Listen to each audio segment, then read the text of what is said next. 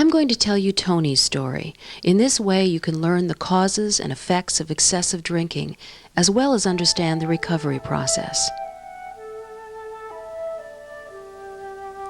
Tony was born an ordinary baby with ordinary emotional needs. His needs were met by the love and attention provided by his mother and father. In preschool, he was a creative student. And as a schoolboy, he was hardworking and he had good grades to prove it.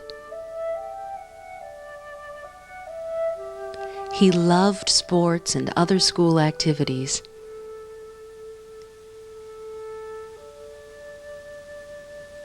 As Tony became a teenager, his body started to change.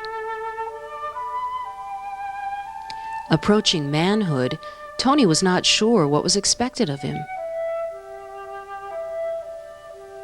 He looked at his friends and thought they were cool and he wasn't. He thought they knew things about life that he didn't. His friends seemed to have better times than he did. They seemed to have more fun. They appeared more relaxed. They also drank. Tony's mother had warned him about what happens to teenagers who drink, but his buddies kept pushing, saying, "Come on, drink, all your friends are doing it." Eventually, Tony gave in. He stopped saying no and joined the crowd. "This stuff is great. I'm on top of the world. I'm in control. I can do anything," Tony thought. What he didn't understand was that his real feelings were being deadened by alcohol. Soon, Tony was drinking at every social occasion. It made him feel cool. Nothing bothered him when he drank. He wasn't a very good dancer, but he was usually too drunk to notice. His friends would let him down from time to time, but he could always count on his bottle to give him a lift when he needed it. School was a drag for Tony when he thought he had better things to do with his time, like drinking with his friends. Who needs good grades, he thought. What does school have to do with anything? By graduation day, Tony was convinced that he could handle life and drinking simultaneously. At college, he found plenty of time to party. Drinking allowed him to hide those bothersome feelings and emotional insecurities.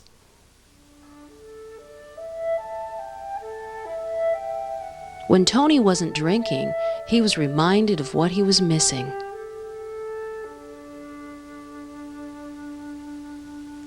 He couldn't read a magazine or watch television without feeling that the good life was passing him by because he wasn't drinking with his friends.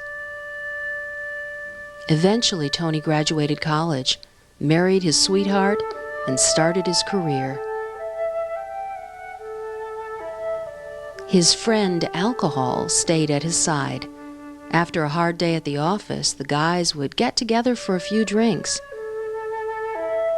Tony found he could soften up a hard client with alcohol. He learned that wine was considered essential to a good meal.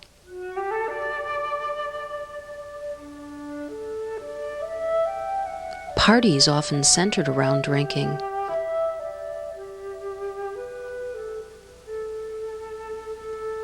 Tony became fully conditioned by society to drink. It became a ritual for him, a way of life, a habit as indispensable as eating or sleeping. After an evening of excessive drinking, Tony often woke up with a hangover. Some mornings, he was sick.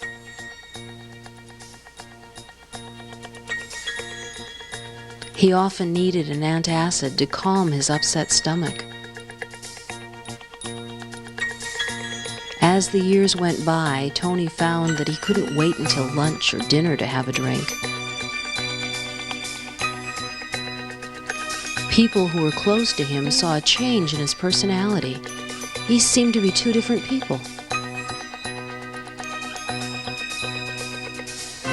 The light side of Tony was happy-go-lucky, which everybody loved.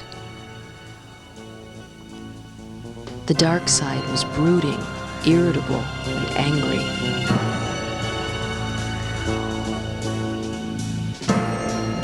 His family learned to look into his eyes to see which Tony came home. If it was the dark side, his family put on their masks to deal with him. The children wouldn't let their friends in the house. They felt that their secret was best unshared. Family conflicts were common.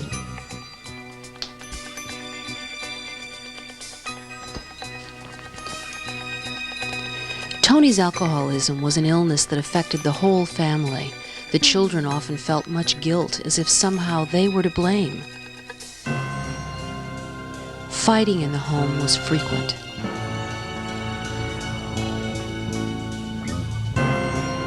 "If you would stop nagging me, I wouldn't have to drink so much," Tony would shout.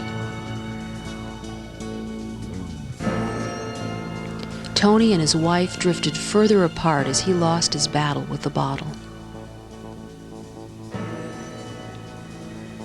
His wife would cover up for him when he was too hungover to go to work. She would call Tony's supervisor and give him excuses why he couldn't make it to the office.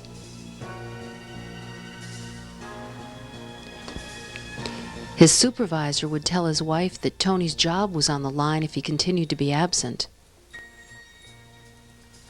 On irritable days, even the pets had to watch out. Family outings stopped being fun.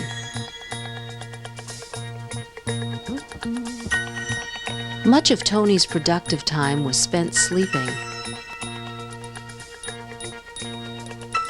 Tony would drink and call old friends long distance and talk for hours.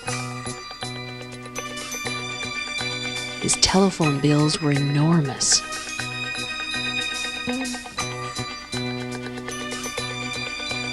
Sometimes Tony couldn't remember making the calls and blackouts were common. Money was always a problem.